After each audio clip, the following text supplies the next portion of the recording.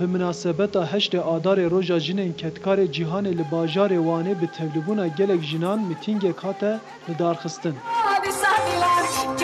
Mîtîng bi beşdariya hevseroka Partiya Demokratîkan Gelan HDP Pelvîn Buldan û nûnerên rêxistinên jinan li Parka Musa Anterê birêve çû. Berbijarên jin yên 13 şaradariyên bajarok û bajarê mezin ê Wanê yek bi yek derketin ser dikê û gel silav kirin. Berbijara HDP'ya hevşaradariya bajarê mezina Wanê Bediya Özgökçe Ertan balkişan ser pêkûteyên li hemberê jinan û wiha got. Dijmendiya qeyûmperest û dagirkeran wê vî bajarê biterkînin. Hemû saziyên me girtin û em ji kar derxistin. Wan her tim dixwest ku em paş vegav bavêjin, lê em xwedî hêzin, me beriya niha jî karibû, em niha jî dikarin bi ser kevin. Her wiha Ertan got ku pêştî wan şaredarî ji destê qeyûm xilas kir û hilbijartinên sû û êkê Adarê serkeftin wê ji bo jinan gelek projeyên girîng têxin meriyetê.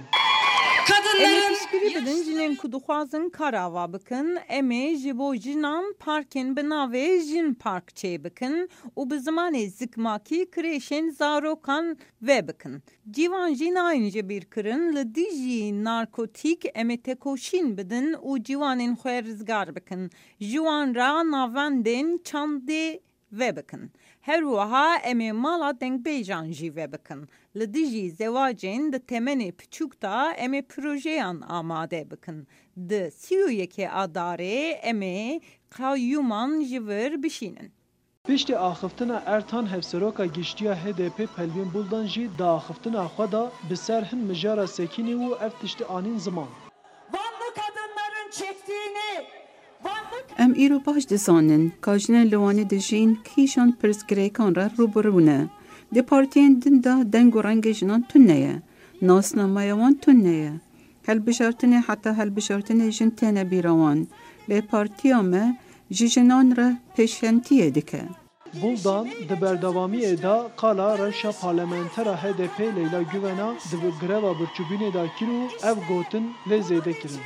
sevgili Leyla Güven tam 121 gündür Niha Leyla Guven dê girtîgeha Kandarayê de Sebahet Tuncel û li Ewropayê jî dîlek ocalan di greva birçîbûdên de ne.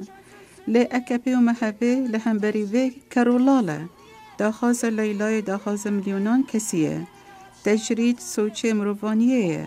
Jin tecrîdê bişkênin. Jinên ku bi kincên gelerî tevlê bername bûn, di mîtîngê de pankartên têkildarî Roja Jinan vekirin û duruşmê berz kirin. Herî dawiyê mîtîng bi stran û govendên jinan qediya. Arif Aslan, Deng Amerîka, Wan.